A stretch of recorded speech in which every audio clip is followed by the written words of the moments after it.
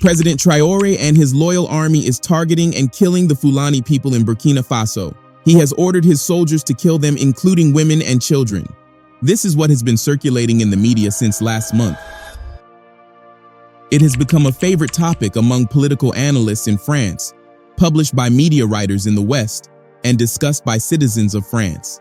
And because they love news like this, every Western media has published this news with the headlines, "Burkina Faso Army tortures and kills civilians." But the worst part is that some Burkinabe citizens in France who have been influenced by this news have begun to protest against President Traoré. The question is, what is really going on? Did Traoré truly kill Fulani people in Burkina Faso, or is it propaganda?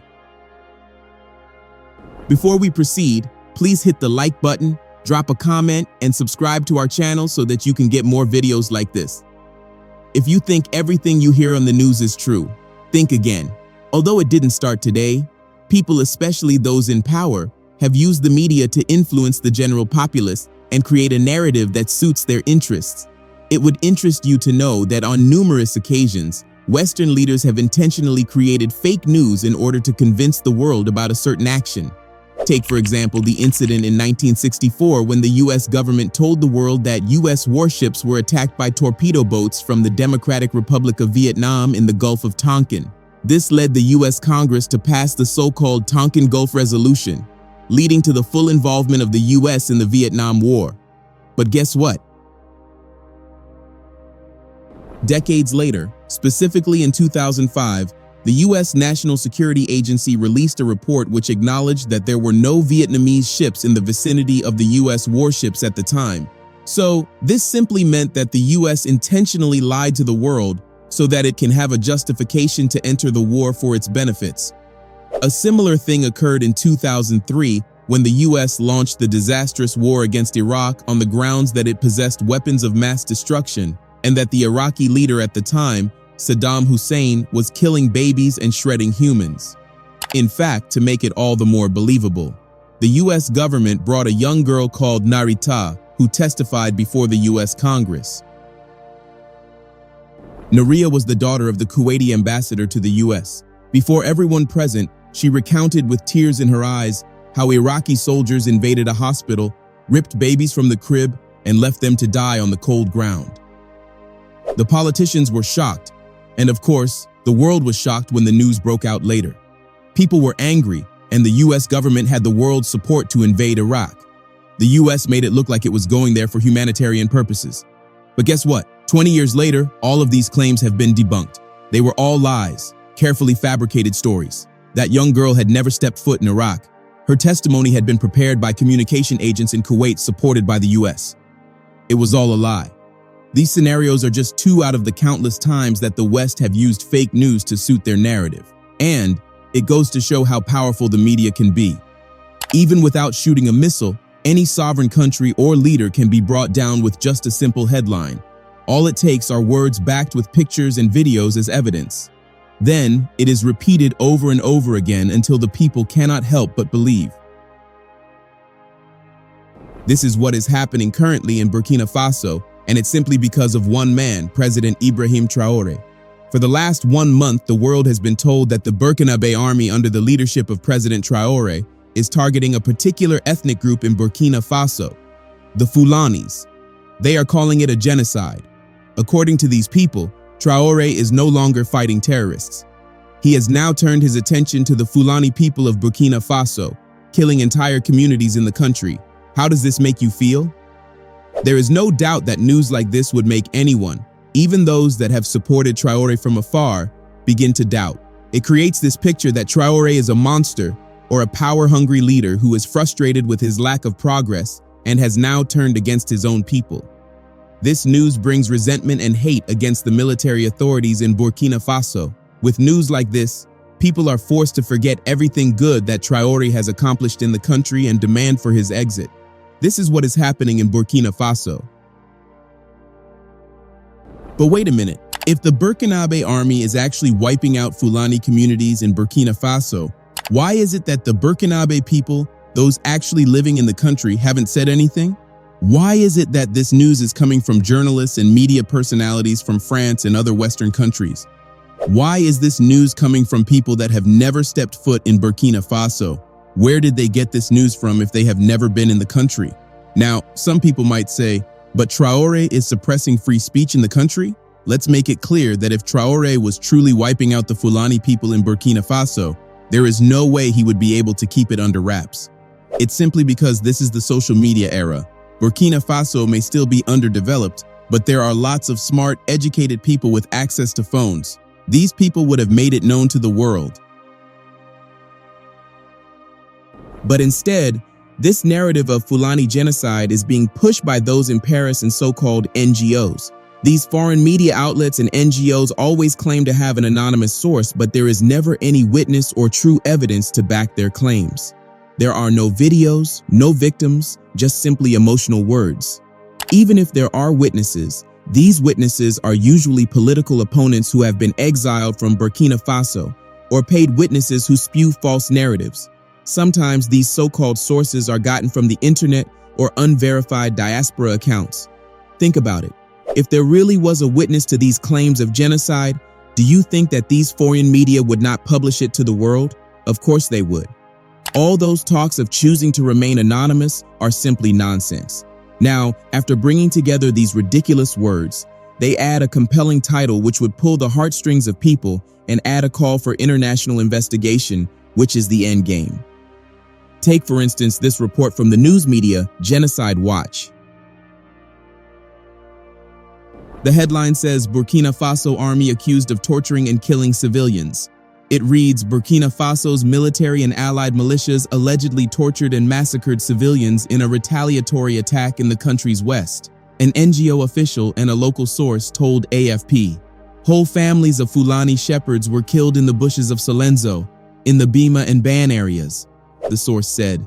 Speaking on condition of anonymity, the death toll is believed to be in the dozens. Videos circulating online show bloodied bodies, many of them women, children, and the elderly, strewn across the ground, some with their hands and feet bound. In one video, men armed with rifles and knives, reportedly from local self-defense groups, are seen standing over the corpses while hurling insults. Another video shows them transporting bodies on a three-wheeled vehicle. According to the local source, the attack followed an earlier assault in the area at the start of March. They accused the Fulani of sheltering the terrorists responsible for the attack. Locals asked them to leave the area to avoid reprisals, they said. However, as the Fulani were fleeing Solenzo, they were reportedly captured by soldiers and volunteer fighters before being tortured and executed. Now, this article ended by saying, a human rights official who verified the videos told AFP that the massacre aligns with the military's ongoing strategy of targeting Fulani civilians in retaliation. No doubt anyone who has read this article would already have a bad picture about the military leaders of Burkina Faso and the Burkinabe army. But anyone who thinks critically should be able to point out the flaws in these articles. Firstly, they claim that videos circulating the internet show the Burkinabe militias standing over corpses and hurling insults at the Fulani men, women, and children. If that is true, why didn't this article include these videos? In fact, none of the articles published about this news included the so-called circulating videos. Some people may say perhaps they felt that it was too graphic, but that is nonsense. Graphic videos and pictures of a crime have never stopped the media from publishing it to the world. The only thing they have to do is to add a disclaimer to notify people who intend to watch the video. But these media articles did not include any videos. Secondly, the article claimed that a human rights official verified the video and declared with all confidence that the massacre aligns with the military's ongoing strategy of targeting Fulani civilians in retaliation. This again has some flaws. Who was this so-called human rights official? Why wasn't his name mentioned? How did he verify the video? All these questions have not been answered. If a report is to be declared truths, it has to be based on fact. But all we have seen is just hearsay and lies. But instead of verifying the authenticity of these accusations, every Western media carried the news, including the so-called human rights organization, Human Rights Watch. This organization claims to be an independent organization that watches out and reports on human rights abuse across the world. However, it seems that this organization has been tainted and now publishes fake news. If it was truly independent, it would have truly verified those pictures and so-called videos. If the Human Rights Watch had done this, then it would have known that the location of the supposed massacre was an area that had been recently attacked by militants. At the time of the attack, a military convoy was present at the location. But none of the articles mentioned this attack. They conveniently forgot to add it and instead crafted a narrative that best suited their interest. If the Burkinabe militias were truly targeting the Fulani communities, why haven't we heard of the Fulani soldiers raising an uproar? Yes, because there are so many Fulani soldiers in the Burkinabe military. Unlike the West, African countries are very tribalistic. So, if the army in general was targeting the Fulanis, don't you think that the Fulani soldiers would have raised an alarm? It is quite obvious that these reports are false. But here's the most important question. Why the false news? Why create such a narrative about President Traoré? Well, it's simple. The military government of Burkina Faso has become a thorn in the side of France and the West. Traoré's Animation West stance has publicly humiliated and reduced the influence of the West, particularly France in the Sahel region. He has cut off the decades-long access to cheap resources and military influence in the region. Of course, France is angry, and they are not just going to take it like that. The best option for them is to remove President Traoré. And to remove him, they need public support. You see, they know that Traoré has the support of the Burkinabe people and many people around the world. So many people within and outside Africa love Traoré. So, if they simply orchestrate a coup or assassinate him, it would turn him into a martyr and cast suspicion into the whole thing. This is why they have resorted to a century-long tactic which has been used to topple kingdoms and kings.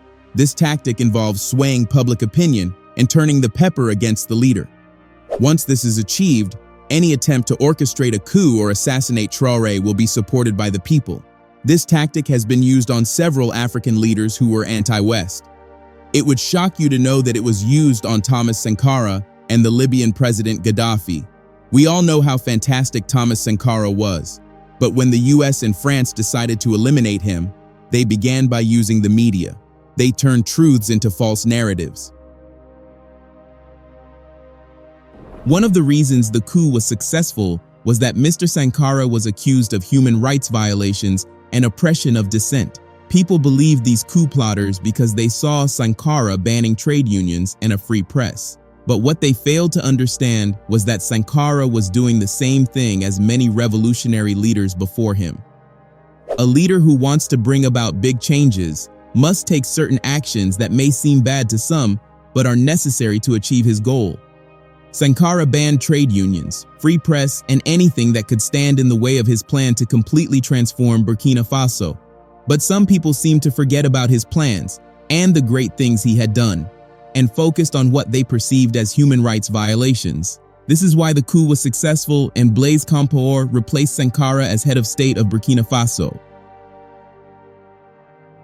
The same can be said of Gaddafi. After the US had decided to eliminate Gaddafi, they went to work. They spread false news to different media houses, including so-called independent NGOs like Amnesty International. These organizations and media houses worked hand in hand with the US and France to create false news about Gaddafi. They told the world that Gaddafi had planned to bomb his own people with fighter jets. This news did what they wanted it to do. It caused outrage. People took to the streets protesting and calling for Gaddafi's death. Meanwhile, in Libya, the CIA had arranged a group of rebels who took to the streets to protest against Gaddafi. The US had what it wanted, the justification to invade Libya and kill Gaddafi. They went on a bomb-dropping spree, killing civilians they were supposedly going to save, and Gaddafi died. Some years later, reports began to flow that the report was a lie. There was no proof that or evidence that Gaddafi wanted to kill his people, but the deed had been done. Gaddafi had been killed and Libya was in chaos. In a fair world, those media houses should have been charged and faced justice for their crime of slander and spreading false news. But nothing was done, and it's not surprising given that these media outlets are controlled by the West. The world has moved on and these media outlets continue to spread false news. Right now, the target is Traoré of Burkina Faso, and this is not the first time that fake news has been published about Traoré. Since last year, Traoré has been the target of fake news. In 2024, a local Burkinabe journalist uncovered a false X account from a French person claiming to be a reporter. This account was filled with false articles and publications regarding President Traoré. None of the articles has any evidence or link to prove their verity. The account mocked Mali's leader, Colonel Auxiliary Goita, and Captain Ibrahim Traoré for always wearing military uniforms, which doesn't even make any sense because they are military officers. The account also posted some questionable articles in French propaganda. Many of them drew anger, but no one can be sure of how many people believed his posts. Currently, more and more of this kind of information has spread all over the internet. For instance, it was through one of these fake accounts that one of the so-called journalists revealed something that was true. The journalist who's engaged with Burkinabe citizens who've been posting disinformation about the leadership of Captain Traoré has made a point to post proof of their misinformation. He wrote, "To all the soldiers mobilized for this coup, know that it failed. This means that God is giving you one last chance to leave the plotting leaders behind. They try to push you to the slaughterhouse by trying to force the impossible. If they want to mobilize you soldiers, ask them to be at the head of the column, as IB did on September 30th as a good leader. But if they only give you money and weapons, and rent furnished villas in Ouagadougou to put their family there while waiting for you to take power, while they go out to make speeches, I ask you to use this money to improve the living conditions of your families. Don't hesitate to go have a beer at the VIP in memory of their failure." Now, these people have also accused Traoré of stealing money from the country. But how does that even make sense? If Captain Traoré was stealing public funds, wouldn't it be very obvious in the kind of car he drives or the clothes he wears? Instead, what we see is military equipment being upgraded and purchased.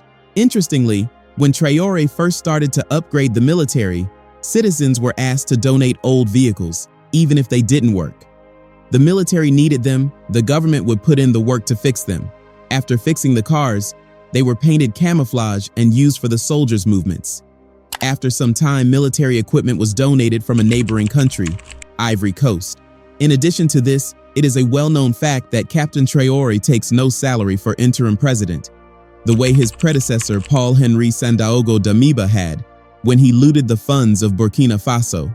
Damiba raised the salaries of others as well, an act which Traoré reversed when in charge. So as you can see, Traoré is their target and this fake news will continue. It is up to us and the people of Burkina Faso to separate the truth from the lies. And as we said earlier, it is to create a narrative. They want the world to think that Traoré is incapable of counterterrorism operations. They want the world to think that the Burkinabe army is frustrated and taking it out on the Fulani community. They want the world to think that Traoré made a mistake in kicking out French forces. Now, here is something that we have always wondered about. Why is it that when the terrorist attacks in the Sahel, killing soldiers and civilians, the Western media outlets always focus on the jihadists? They forget about the soldiers that lost their lives in the fight and focus on the terrorists somehow idolizing them. They forget about the mothers and children that lost their lives in the process and play videos of the terrorists holding guns and ammunition. It is the same reason. They want to turn the citizens against the leader. If these media were truly factual, why do they never publish reports of the successes gained by the Burkinabe military? Or is that they are not aware that the country has recovered 70% of its territory? Why haven't they published reports that about 1 million displaced persons have been returned to their communities? Why haven't they made reports about the improvements in the Burkinabe army? We know the truth. They want to remove Traoré from power, but they have failed and will continue to fail. What are your thoughts? Let us know in the comments section below. Don't forget to like this video, drop a comment and share this video.